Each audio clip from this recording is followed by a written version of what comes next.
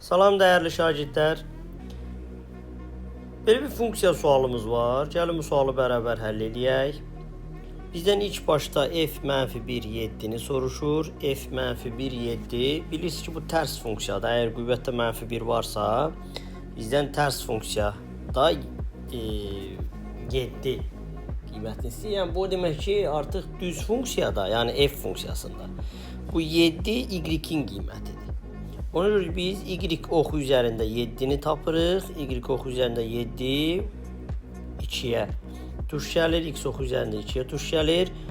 Demək ki yazmalıyıq 1 çıx x bərabərdir 2'dir. X bərabərdir -1'dir. Bunun qiyməti oldu -1. F-1 9. Eyni qaydada yenə də tərs funksiya olduğu üçün 9 artıq y-in qiymətidir. Y-in 9 qiymətinə uyğun baxırıq. 3 qiyməti düz gəlir. Demək mötərizənin içi 3. 1 çıx x bərabərdir 3. X bərabərdir -2. Demək ki bunun da qiyməti -2'dir. F5 artıq düz funksiyadır, tərs funksiya deyil. Bizdə də burada f'dir. Ona görə də 5'dirsə, mötərizənin içərisindəki 1 çıx x də 5'ə bərabər olmalıdır. 1 çıx x 5'dirsə, x də bərabər olur -4'ə. X'in -4 olduğu yerdə y-imiz neçədir? 3'dür. Demək ki bunun cavabı da 3'dür.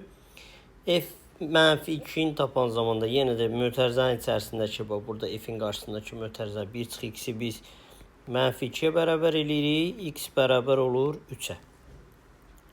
Bu da x'in 3 olduğu yer mənasında, x'in 3 olduğu yerdə y 9'dur. Ona görə də cavabımız 9'dur. Yuxarıda alındı -1, -2, yəni -3. Aşağıda isə 3, 9, 12, -3 bölü 12. Bu da -4'də 1 deməkdir. -4'də 1 B bəndində var. Cavabımız B var.